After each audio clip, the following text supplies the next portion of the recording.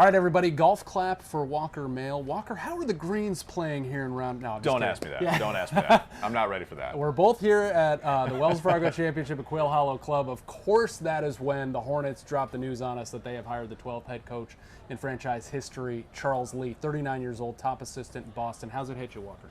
I like the move a lot, Nick. I mean, I thought this was the smart decision all along, and plus this was their top target all along, which is not something the Hornets are used to, right? Like usually when they're looking to hire somebody, they have to go through their first target, then they have to go to plan B, and then ultimately, even if they don't get to plan E or F, they have to go back to a Steve Clifford, somebody that they've hired before. But Charles Lee has been coveted by a few different teams at different times. This is the second time that the Charlotte Hornets have actually interviewed Charles Lee for their head coaching vacancy.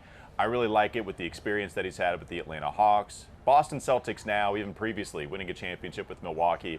Nick, I think it's just one of the shrewd moves that they've made this offseason in what has been a hopeful offseason for the Charlotte Hornets. Yeah. Do you worry at all? Do you get the Kenny Atkinson gut feeling because we have to wait for the Celtics to finish their playoff run before we even hear from Charles? Well, the only thing is, at least the team announced it. They felt comfortable enough announcing this, and there's already an interview. Like, so if there's an interview based from the team, you can't go back now. But we have to deal with that trauma, though. That Kenny Atkinson said, yes, I will coach the team.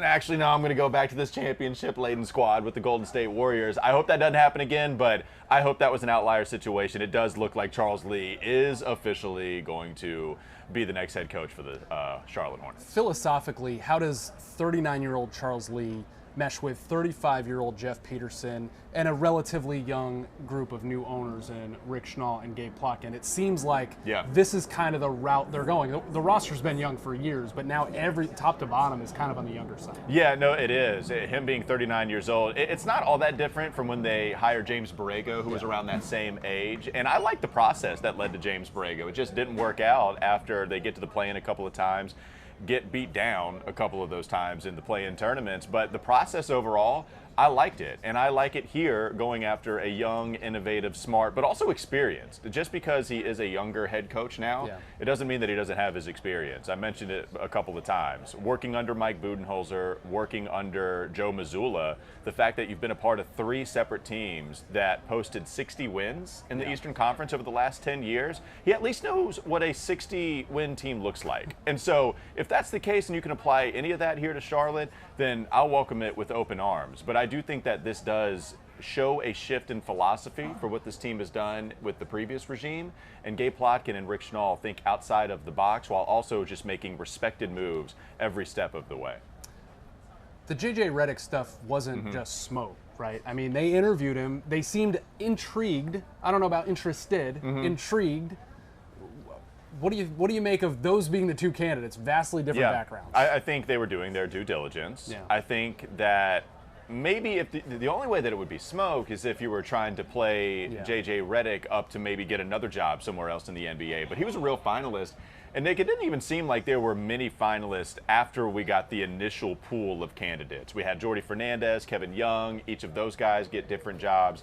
And then we really solely land on Charles Lee and J.J. Redick right after that. It was between those two.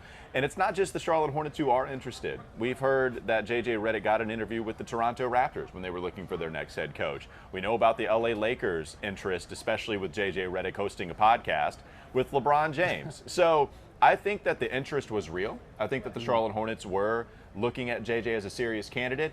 At the end of the day, it is really hard to compete with that resume that Charles Lee has coming over to the Charlotte Hornets from Boston, Milwaukee, winning a couple of championships, and also working individually with excellent players that he was responsible for, like Chris Middleton, Grayson Allen, both who we've seen improve and also just stay at a level that is all-star every step of the way, like Chris Middleton, who has multiple All-Star appearances. Walker, you've been talking about this all day. I promise we're on the back 9 of this interview, buddy. Okay. No more, not many more puns, but we are entering the Green Mile here. More. 3 more questions to finish you're finish the round.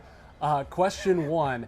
It was interesting. I took 2 things away from Jeff Peterson's statement provided by the team, where he talked about Charles Lee's ability to connect with a roster, Yeah. and also instill culture. What do you take away from those two comments when it comes to this team? Well, this is a team that hasn't had winning culture for quite some time. In fact, those were the rumors about firing James Borrego, is that there was this lack of accountability.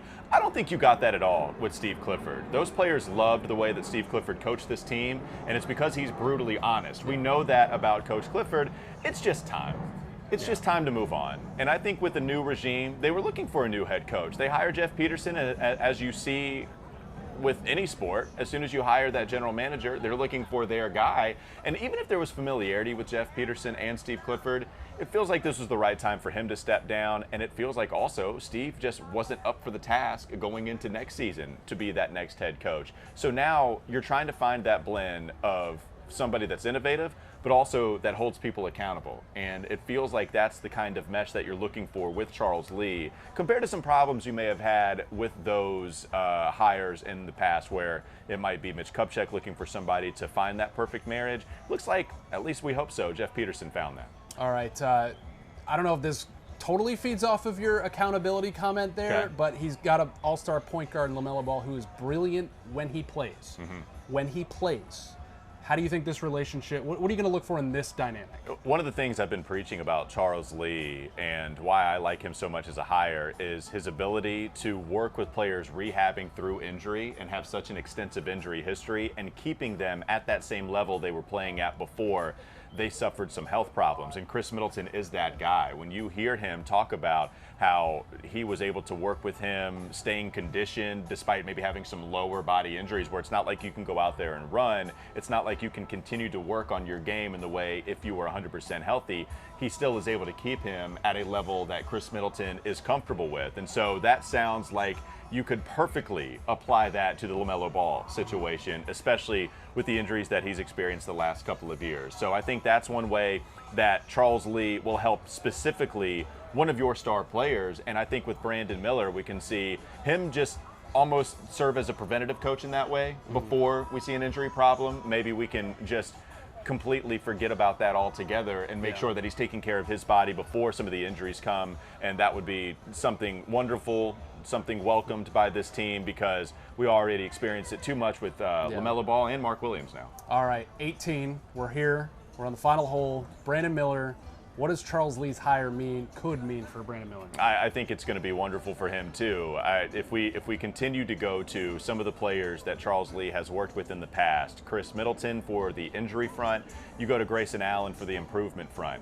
There is a part of Charles Lee's identity that is a player developer, and I think you can see that with somebody like Grayson Allen. When he talked about Grayson and his time working with him with Milwaukee, we saw him working and making better decisions in the pick and roll, DHOs or dribble handoffs, and finding his way to the basket a lot more frequently out there on the court, which is something Brandon Miller needs to work on. He shoots okay at the rim, but he needs to get there a lot more. And that's just the next step in the process. Brandon had an excellent rookie season, but there are steps that certainly need to be taken to realize his all-star and potentially all-NBA potential. And I think Charles Lee working on his game inside the three-point arc and as a primary playmaker, I think he'll be the perfect coach for that guy to reach the stars and hopefully realize that potential we're talking about. All right, bogey-free round for Walker Mehl. Yeah, Thanks for joining thank us. Sorry for the puns, but I mean, we had to. Look at the backdrop.